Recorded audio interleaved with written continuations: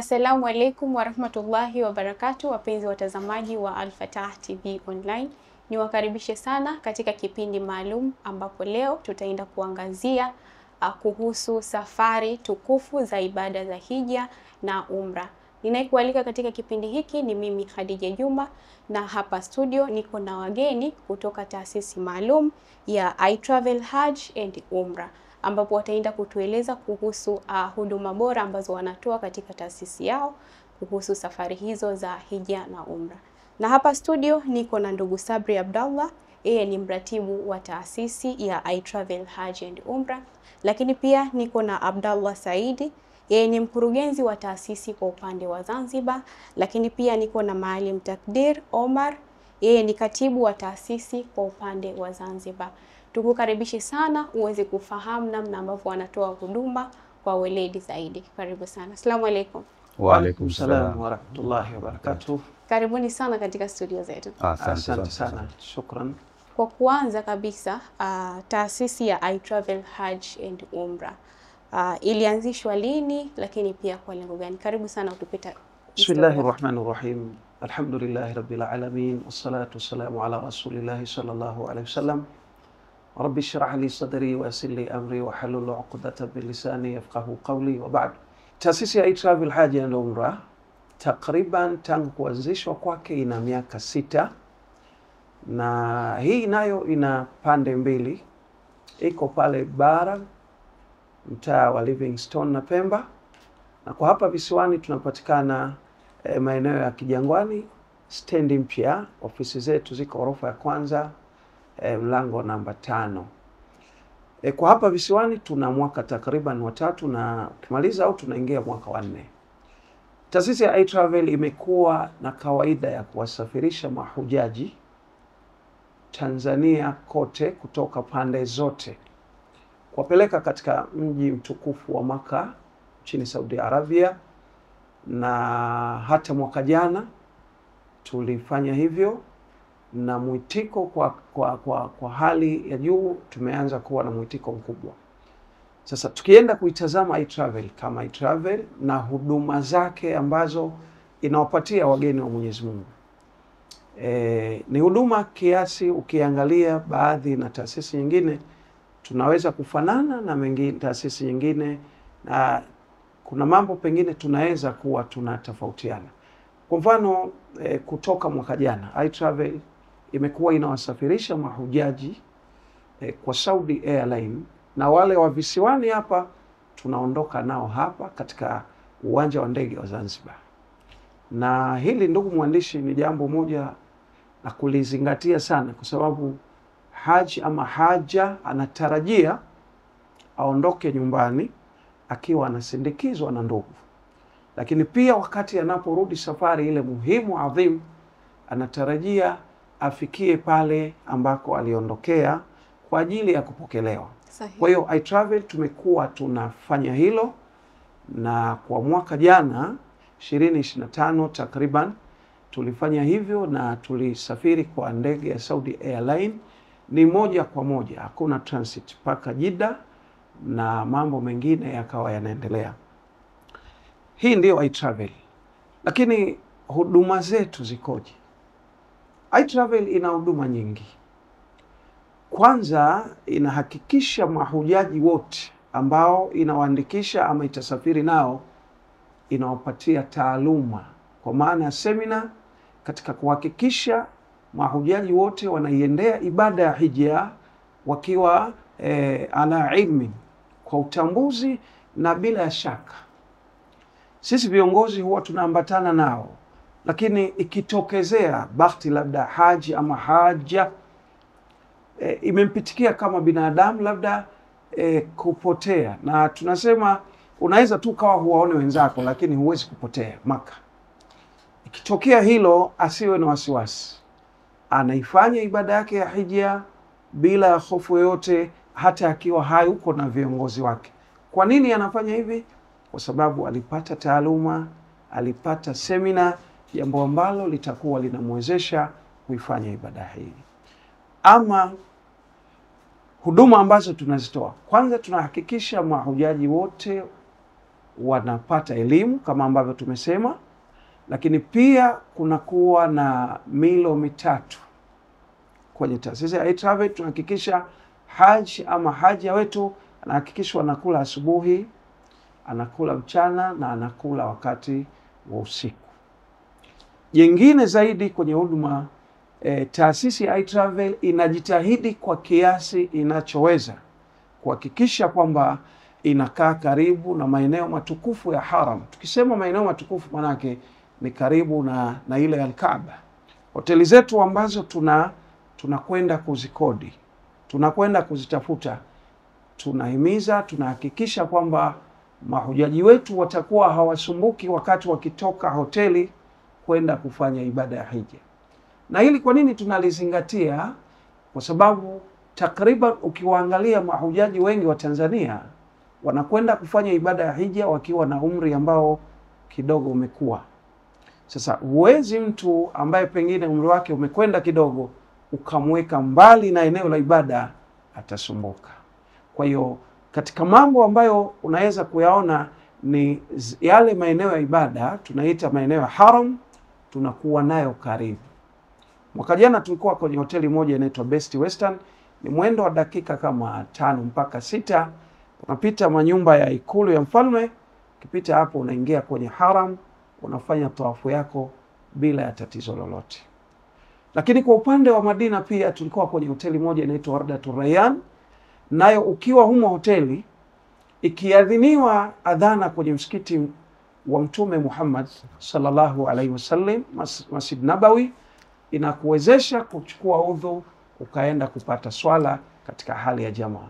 Sasa unapokwenda kutazama iTravel na yale ambayo inayaendea, huduma ambazo inazitoa, basi unaweza kuona kwamba haji ama haja anakuwa na shime na hima ya kutaka kuona kuna haja kubwa ya kuweza kusafiri na taasisi ya iTravel Haji and Umrah. Sasa hizi ni baadhi ya huduma, lakini jengine zaidi, tukimaliza ibada ya hija pale Maka na tunaondoka pale mwezi 8 ya Tarwiya, tunaelekea Mina. Baada ya hapo tunayafanya yale yanayostahiki kufanywa pale Mina na ibada ya hija ndio inaanza. Baada ya kumaliza hija tunaelekea kumzuru Mtume Muhammad sallallahu alaihi wasallam katika mji wa Madina. Hapo napo iTravel katika jambo ambalo imelizingatia, inakwenda kwa usafiri wa treni ya umeme, ambayo hii mwenendo wa Maka mpaka Madina inakadiriwa kuwa kilomita 450.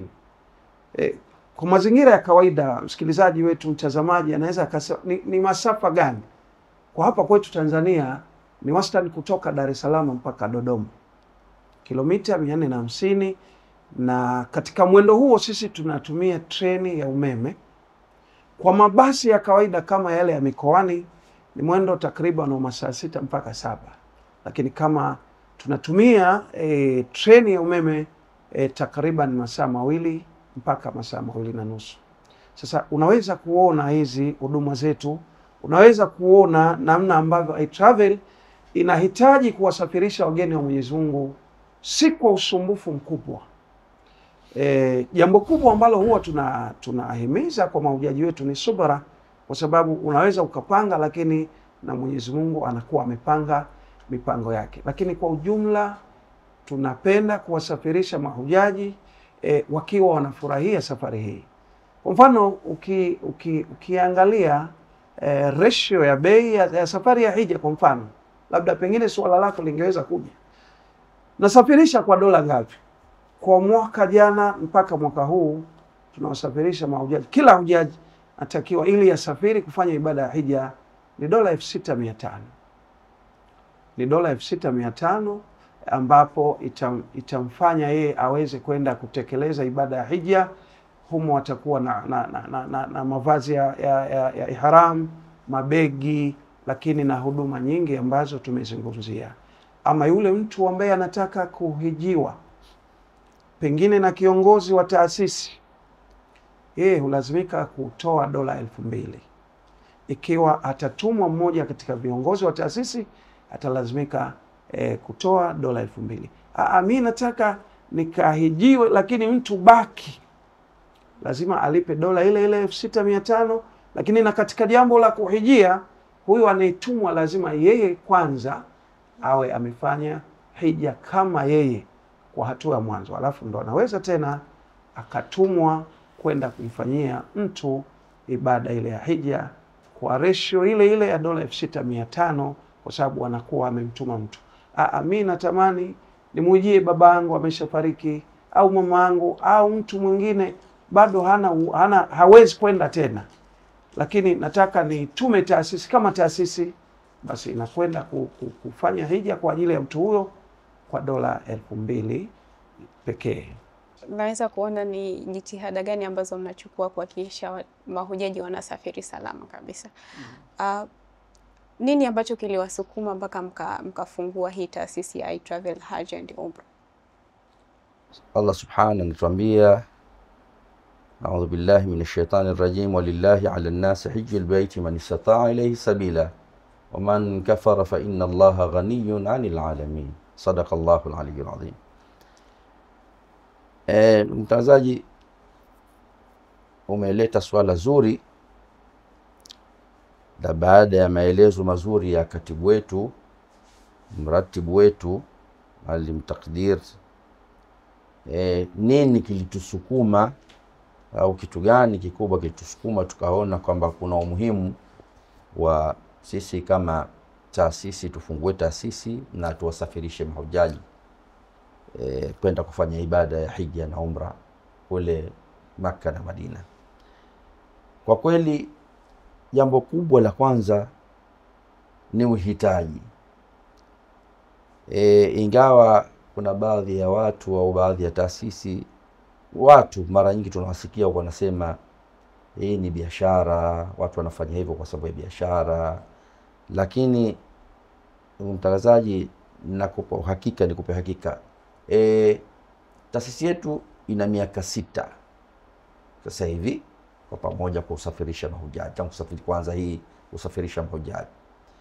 Lakini kwa upande wa Zanzibar tuna miaka karibu sasa hivi 4, unaingia mwaka wa 4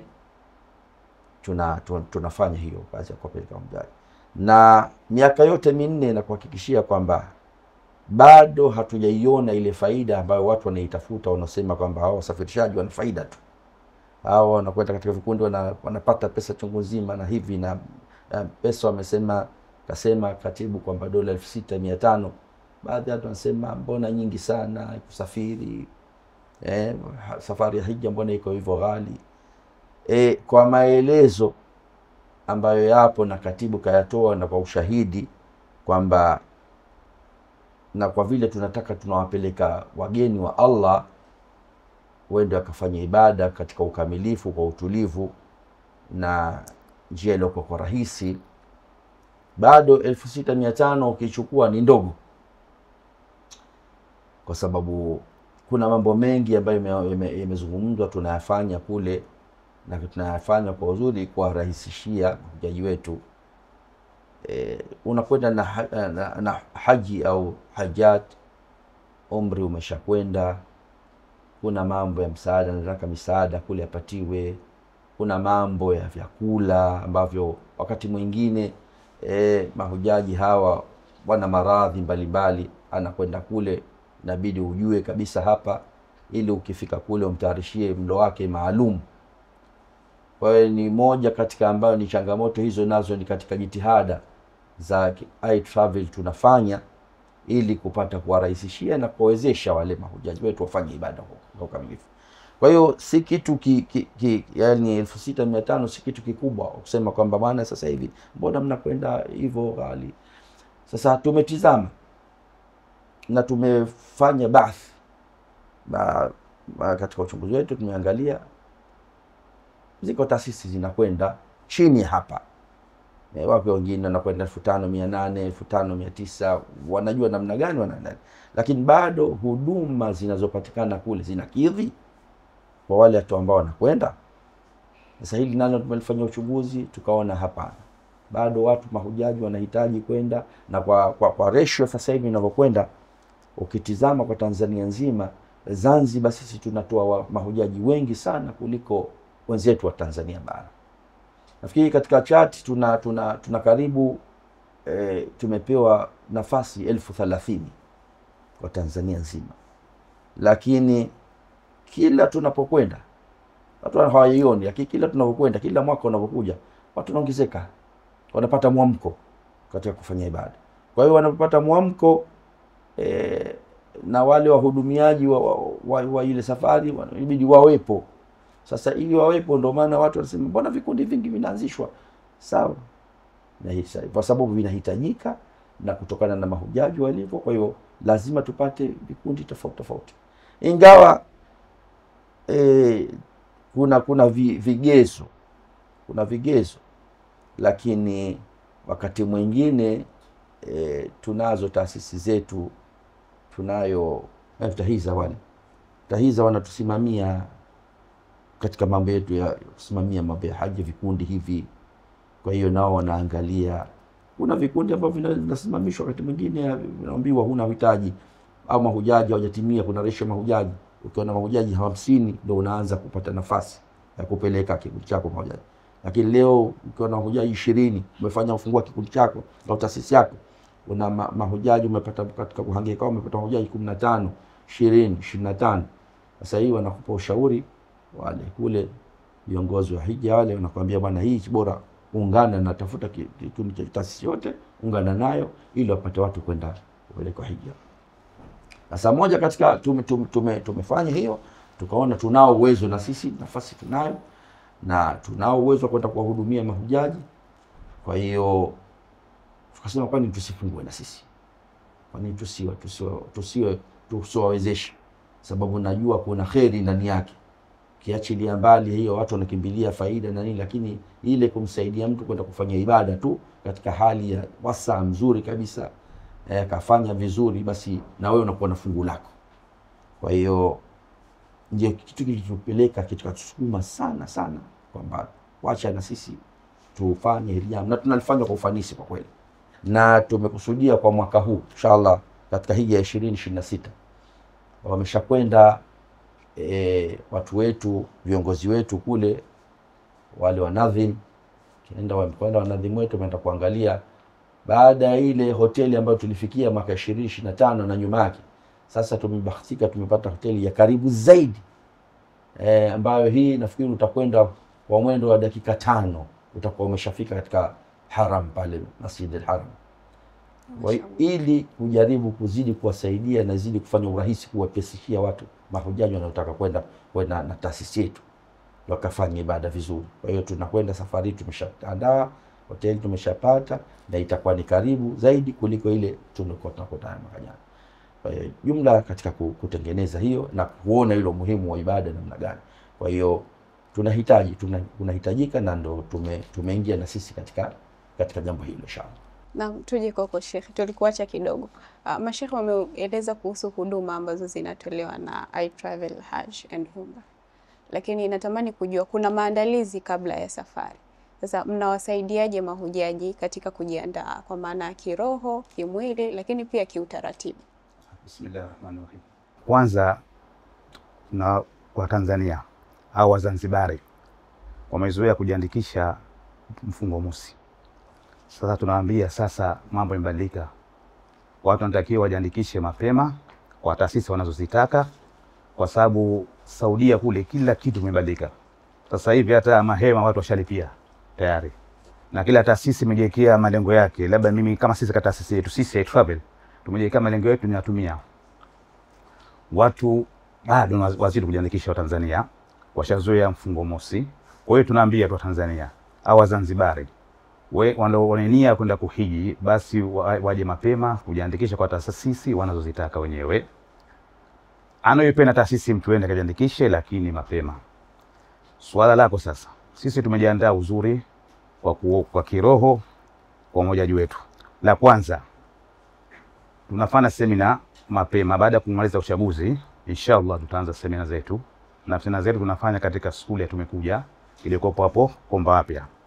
Tunafanya semina zetu pale, na mahujaji tutaanza kuwapima vipimo vya afya mapema kabisa, ili kujua mwenye tatizo apate kufanya matibabu mapema.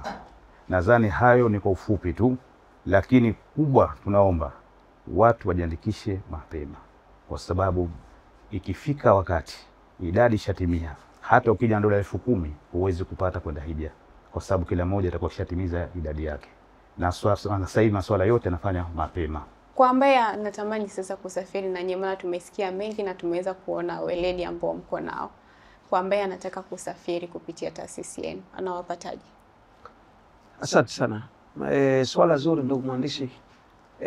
Tunawakaribisha kwanza mahujaji wote inshallah, wale ambao Mwenyezi Mungu atawawafikisha. Inshallah tunaombea dua Allah atupe nguvu tuweze kwenda. Hata sisi kwa ambaye angetaka kuwasiliana nasi, kututafuta sisi tunapatikana kwa hapa visiwani. Ofisi zetu ziko pale Kijangwani, kwenye stendi mpya ya daladala, orofa ya kwanza, mlango namba 5.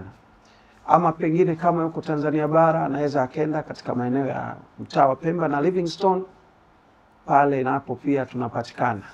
Lakini kwa upande wa Pemba tuko maeneo ya pale Mkanjuni kwa Sheikh Abdallah Mauli, ofisi zetu ziko pale.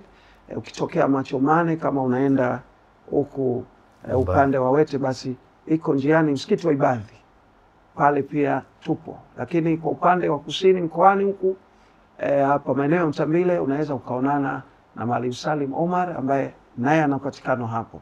Kwa hiyo kwa yote yule ambaye angetarajia angetaka kututafuta tunaweza kupatikana, lakini pia kuna vipeperushi hivi ndugu mwandishi tunakuwa tunavigawanya, lakini mawasiliano yetu yote yako hapo.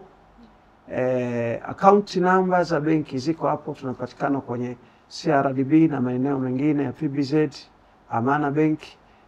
Kwa hiyo kwa ufupi, kama mtu angetaka taarifa zaidi, basi vipeperushi tunakuwa tunagawanya. Lakini swala jingine lingeweza kuulizwa pengine na msikilizaji ama mtazamaji, hivi tulete dola 6,500 moja kwa moja? Anaweza kuleta hiyo, ama kuna fursa katika taasisi ya iTravel kuweka kidogo kidogo, na haya tunaweza kufanya. Mtume sallallahu alaihi wasallam atuambiaje? Ta'jalu ila alhaji wal umra, fanyeni haraka haraka nyie mlio na uwezo kufanya ibada ya hija na umra. Fa inna ahadakum la yadhri madha ya'ridhu lahu, kwa sababu mmoja wenu hawezi kujua kitamtokezea nini hata hapo baadaye. Kuna tabia ya baadhi yetu kusema kwamba sikuitwa, bado sijaitwa. Huwezi kuitwa kwa jina. Wito umekuja kama alivyosema Allah subhanahu wa ta'ala kumwambia mtume wake Ibrahim, adhin fi nnasi bilhaji yatuka rijalan wa ala kulli dhamirin yatina min kulli fajin amiq liyashhadu manafi'a lahum wa liyadhkuru isma Allahi fi ayamin ma'lumat. Kwa hiyo huu ndio wito. Sasa wewe unatakiwa kujitazama, mimi kwa kiasi gani nitaweza kuifikia nyumba tukufu ya haram, lakini natakiwa nijiandae vipi? Ulimuuliza Sheikh Sabri swala la kiroho, kimwili, ni hivyo mwenyewe kudhamiria na kukusudia. Tunafanya vitu vingi, tunasomesha watoto wetu mpaka anafika university level, ni kwa hicho kidogo tunakiandaa, tunakitenga. Tunajenga nyumba zetu hizo za kinyonge, lakini hatuwezi kujenga kwa siku moja. Lazima tunajiandaa. Nia ndo jambo la msingi, ile intention yetu katika ibada ya hija ikoje. Kwa hiyo mtu unaweza ukamsikia anasema sijaitwa, sijakuwa na uwezo, ana nyumba 3, ana gari 2, anasomesha watoto international school, alafu ukimpa ile anakuambia bado kidogo sijakuwa na uwezo. Tungependa kukumbushana kama Waislamu, uwezo wenyewe ni huo. Haitatolewa fedha BOT kwa benki ya kwetu hapa ikaandikwa ile sarafu kwamba hii ni kwa ajili ya hija, hutaweza kukuta. Ni ile fedha yako anayokujalia riziki Mwenyezi Mungu, ukaigawanya. Fungu hili naliweka special kwa ajili ya hija, unaweka kidogo kidogo, na kwa bahati nzuri inatokezea kuweka watu kidogo kidogo, alafu wanatokea vipenzi wa Mwenyezi Mungu. akaja akauliza kwenye taasisi, kuna watu wangapi wameweka kidogo kidogo, ukabakisha milioni 3, milioni 4, milioni 2. Anasema hebu wafanyieni hesabu yao, wako wangapi, sisi tutajalizia hapo palipobakia. Lakini hii kama ungeiweka huku alafu ukawa unaitia huku unaitoa huku, mwisho utaitumia pesa. Lakini iTravel inaruhusu kuweka kidogo kidogo, lakini Mtume anatuagiza watu wafanye haraka haraka. Inawezekana afya ikawa nzuri wakati huu, fedha ikaja ikakimbia. Inawezekana ikawa fedha ipo, afya ikawa mgogoro. Jana nilikuwa nafuatilia Wizaratul Hajj wametoa declaration mpya kwa baadhi ya watu mahujaji ambao watakuwa wanasumbuliwa na baadhi ya maradhi, watakuwa hawaruhusiwi. Kwa mfano pressure ya kupanda zaidi na maradhi mengine, ule umri mkubwa zaidi. Sasa unakwenda sasa, unaweza kuona kwamba kuna muda unaweza ukaja ukamudu zile mukalifati wanaita gharama za hija, lakini afya yenyewe ikawa haikubali. Nchi yenyewe ikawa sasa inasema watu wa aina hii na hii na hii hatuwahitaji kwa sababu ya dharura zao za kiafya, dharura zao za kibinadamu mbalimbali. Kwa hiyo yule ambaye anataka kuwa anaiendea hii ibada, basi anatakiwa ajiandae, na bila kusema sijaitwa ni jambo ambalo si zuri kulitumia Muislamu ambaye anajulikana, anaye uwezo. Na ndugu mwandishi, niseme kitu kimoja. Ibada ya hija si ya matajiri. Wako matajiri wengi lakini hawaendi kufanya ibada ya hija. Unapofanya evaluation, tathmini hii, unakwenda kuwaona watu maskini, wanyonge wa Mungu, vipato vyao sio vikubwa, lakini wanakwenda kufanya ibada ya hija. Nini? Ni kwa sababu ya ile dhamira, nia, na kuliona hili jambo hili nilipe nafasi ya kwanza. Watu wengi wanao uwezo, lakini kwa nini? Hata ukiangalia Tanzania visiwani na Tanzania bara, pengine kwa ratio ya kipato, hali za watu wa Tanzania visiwani ni sio kikubwa vile, lakini ukiangalia piga mpaka mwaka jana hapa visiwani idadi ilikuwa kubwa. Takriban Tanzania nzima walikuwa ni watu 3500 na kidogo, lakini karibu 2000 na kitu ni mahujaji wametoka visiwani. Ni kwa sababu ya mwamko, ni kwa sababu ya watu wanafahamu kwamba hili tangazo la Nabii Ibrahim aliloambiwa na Mungu linatuhusu wote. Mimi kabla sikuondoka duniani, kama nilikuwa na uwezo alafu sijautekeleza, nitamwambia nini? Lakini Mtume akatuagiza tena, taajalu, fanyeni haraka kutekeleza ibada ya hija na umra. Kwa nini? Fa innahuma yanfiyani dhunubi wal faqr. Hija kazi yake inakwenda kufuta dhambi za watu wote waliokuwa wamekwenda kufanya ibada ya hija. Mungu na sisi atusamee makosa yetu. Lakini jambo jingine, linaondosha unyonge. Hija ikifanywa, man hajja falam yarfuth walam yafsuk rajaa ka yaumi waladatu ummu. Hajat ama haji yote atakayefanya ibada ya hija halafu akawa hakusema maneno machafu wala hakuleta jidal katika maeneo ya hija, huyu akirudi huwa anarudi kama siku amezaliwa na mama yake, hana dhambi. Na katika kosa ambalo linatarajiwa lifanywe na mhujaji, Mtume anatuambia ni kule watu kusimama Arafa. Siku ile watu wote wanasamehewa dhambi zao. Hata kama mtu ameua, amezini, amedhulumu, anatakiwa alie, ataje dhambi zake pale Arafat, alafu amwambie, ya Rabbi, nimekuja mimi dhaifu, nalia, naomba msamaha kwako. Mwenyezi Mungu anawasamehe watu wote. Kama kosa linatokea katika kipindi hicho, ni vile mtu kwenda, tumesimama Arafa, alafu akawa anasema na roho yake, si kwa kule kwangu kuua, si kule kudhulumu, si ile zina niliyoifanya ndio Mungu kanisamehe. Hili ndo kosa ambalo kama ni kosa atakuwa analifanya. Hatakiwi kabisa kuwa na shaka kwamba ibada yangu, je, imekubaliwa? Je, nimesamehewa au bado narudi hivi hivi? Anatakiwa aondoke akiwa hana shaka. Kwa hiyo hija, katika faida ambayo inapatikana kwenye ibada ya hija ni kuwafutia watu madhambi. Lakini nyingine pia inaondosha unyonge. Kuna mama mmoja hapa visiwani, alikuwa kazi yake, shughuli yake, anapika vitumbua maskini. Akawa nalo hilo kwenye roho, ya Rabbi, kabla nataka nifanye ibada ya hija. Anapata gharama zake, alafu gharama nyingine ndogo anaweka kwenye kibubu. Kwa hapa visiwani tunaita kibubu, kile kisanduku unachodunduliza fedha zako. Basi anakwenda mpaka siku anakifungua, anaona tayari kaenda kwenye taasisi fulani, akauliza bei ya hija, akaenda kuangalia kile kibubu chake, kuna zaidi ya ile nauli ya hija. Sallu ala nabi. Ndio Mtume akasema hija yanfiani dhunubi wal faqr, inaondosha kabisa dhambi, alafu inafuta inaondosha ule unyonge. Akamudu kwenda hija na pesa zake nyingine akafanyia vitu vingine. Kwa hiyo kubwa mtu kudhamiria, kubwa kutia nia kwamba na mimi insha Allah natarajia kabla Mwenyezi Mungu hakuniondosha duniani niwe nimetekeleza ibada ya hija. Lakini pia tungependa kutoa wito kwa watu walio na uwezo. Wapo watu pengine wao ndo wanahisi bado, au wanaona labda Mwenyezi Mungu ndo hajatuwafikisha ule uhai na uzima, na ule Uislamu wenyewe ni taufiki, lakini pengine bado anahisi mambo yangu sijaweka vizuri, alafu kifo kinakuja ghafla. Basi tutoe wito kwa wale watu ambao Mwenyezi Mungu amewafikisha kuwa na wasaa wa riziki, kuwasaidia wale ambao watu wanataka kwenda kufanya ibada ya hija. Kwa mfano walimu wa madrasa, kwa mfano wale maimamu wa misikiti, kwa mfano wazee, watu wazima, anafikiria nitafanya hija vipi. Tutoe wito, na wanakuwa wale wenye uwezo, ikifikia hali hii wala hawajapoteza.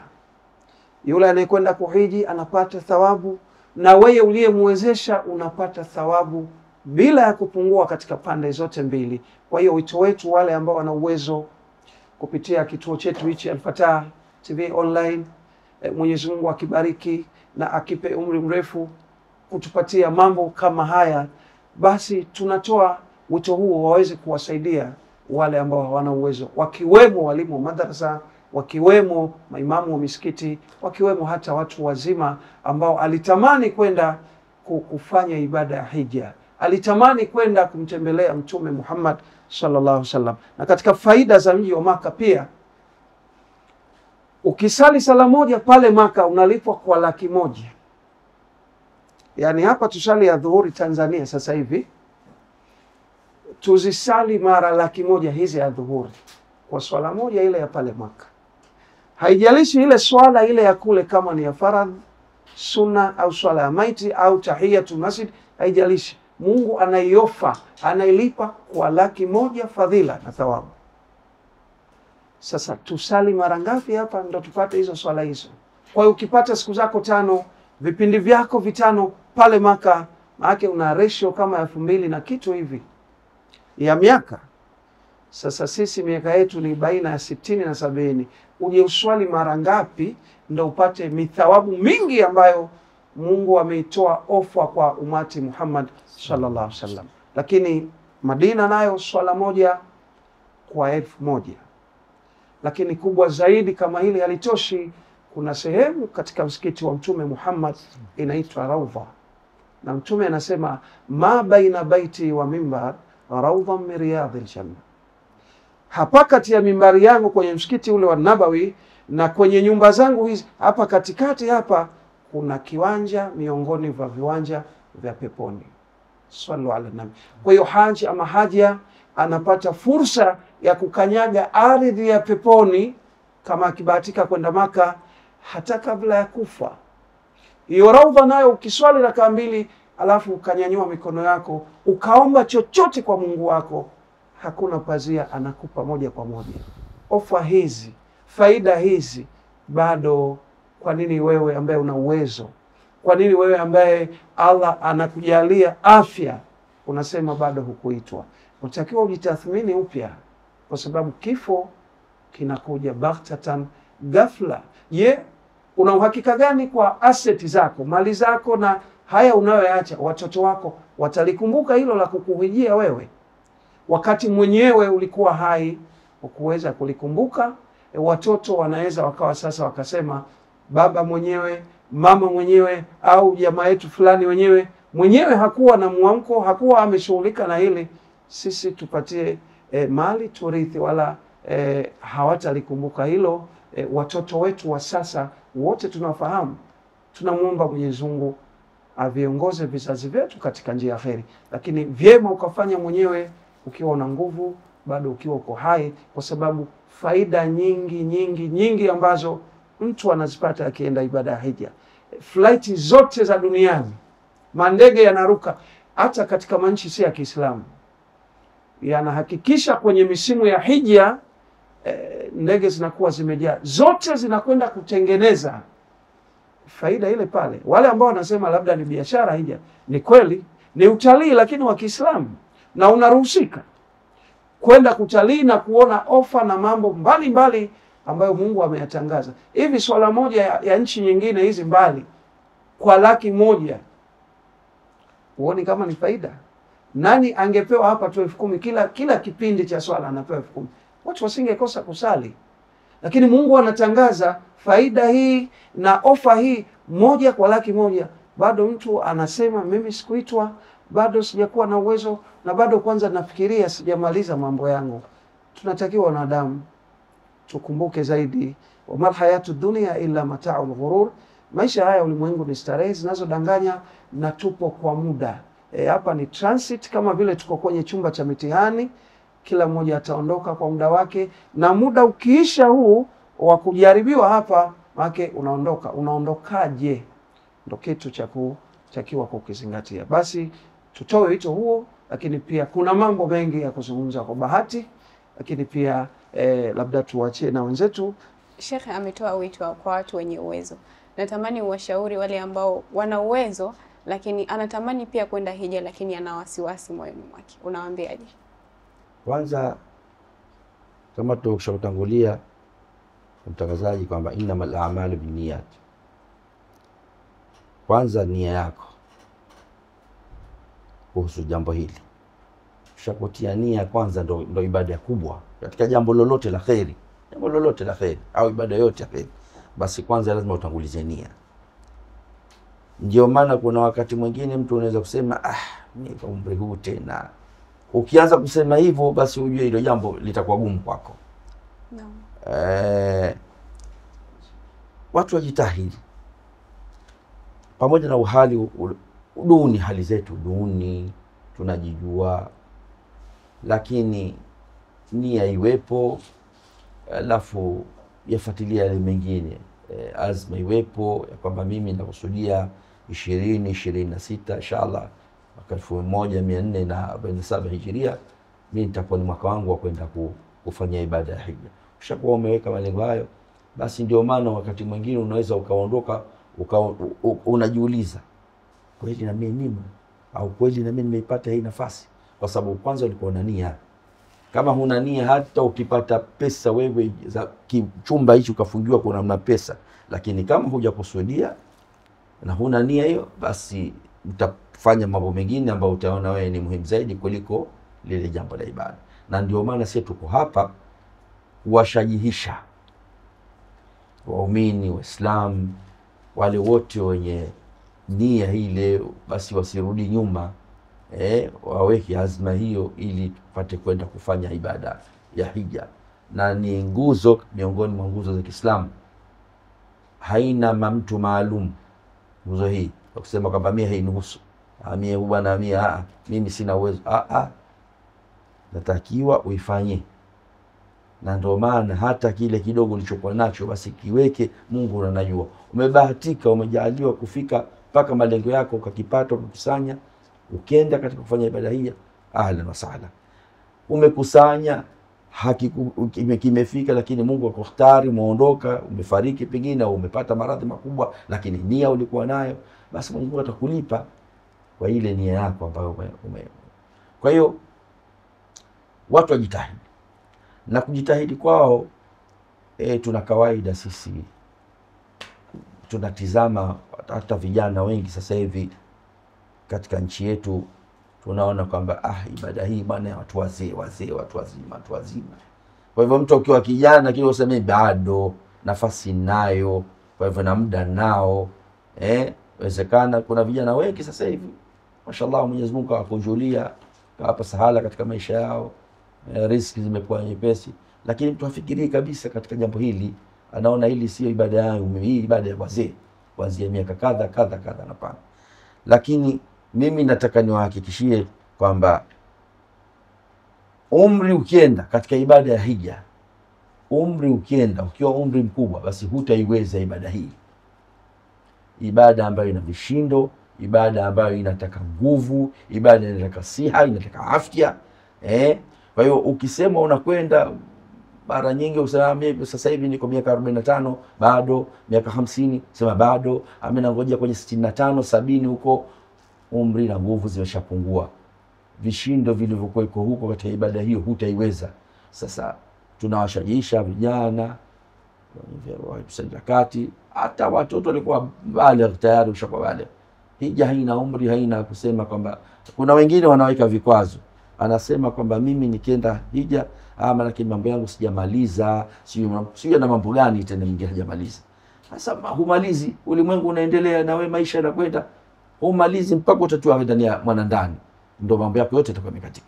Lakini sasa hivi unatakiwa kufanya lile lililopo mbele yako, basi ndio lile unalifanya haraka ili upate nafasi na wewe ya kusema kwamba kusimamishwa, sema nimefanya na nimelifanya katika kiwango hali nzuri kabisa, kwamba ni kijana nimesimama na nimelifanya kwa ukamilifu kabisa. Ibada ya vijana inakuwa ina value, ina thamani kubwa kwa Mwenyezi Mungu Subhanahu wa Ta'ala kuliko wazee. Tunatamani kupata neno kutoka kwako, unawashauri nini watu kuhusu kufanya safari na taasisi yetu hii PEN kwa uchache? Sisi tunashauri watu waje kuhiji na taasisi yetu ya iTravel kwa sababu huduma zetu ni bora na ni nzuri. Nadhani mashehe washazungumza kwa ufasaha zaidi. Na jingine, tunafanya ibada za umra kila mwezi. Tunakwenda umra kila mwezi. Mwezi huu wa Novemba tutakwenda tarehe 11, mwezi wa Disemba tutakwenda tarehe 12, Januari mpaka Ramadhani, 10 la mwanzo na 10 la mwisho. Kwa hiyo safari za umra ni dola 1500 kwa sasa hivi. Ikifika wakati wa Ramadhani, 10 la mwanzo itakuwa dola 2000 na 10 la mwisho ni dola 3200. Na wakaribisha wote waje iTravel, watapata huduma zilizokuwa bora zaidi. Asante sana ndugu mtazamaji kwa kuwa nasi kuanzia mwanzo mpaka hapa tumefikia tamati. Bila shaka umeweza kujifunza mambo mengi sana na ya muhimu kuhusu safari hizi tukufu, lakini pia umeweza kuona au kusikia namna ambavyo iTravel Hajj and Umrah wanavyotoa huduma zao kwa weledi kabisa. Hivyo basi, kama unataka kufanya safari hizi tukufu, iTravel Hajj and Umrah ndiyo sehemu sahihi ya kushirikiana nao ili uweze kutekeleza ibada hizi tukufu. Na namna ya kuwapata, mawasiliano yao ni 0684944243 au 0777436366. Lakini pia umeweza kusikia sehemu ambapo wanafanyia kazi ama ofisi zao. Usisite kwenda moja kwa moja kama una swali lolote ama unataka kusafiri katika safari hizi tukufu. Ulikuwa nami Khadija Juma, lakini pia nilikuwa nao viongozi wa iTravel Hajj and Umrah. Endelea kufuatilia Al-Fatah TV online ili uweze kupata madini yaliyo bora kabisa. Wa hadha, assalamu alaikum wala afwa minkum. Maasalam. Kutokana na thamani na kujali taarifa kutoka sehemu mbalimbali, Al-Fatah TV online inaomba ushirikiano wako mtazamaji, kutoka popote ulipo, kutupa taarifa za matukio mbalimbali ili tuyafanyie kazi na kuyarusha hewani, kama vile taarifa, habari, mikasa au matukio. Si hayo tu, pia unaweza kutupa taarifa kuhusu watu wanaokabiliwa na matatizo mbalimbali ya kimaisha ili tuyafanyie kazi kupitia jumuiya yetu ya kutoa misaada muhimu ya kijamii, Al-Fatah Charitable Association Zanzibar. Wasiliana nasi leo kupitia namba zetu za WhatsApp alama ya kujumlisha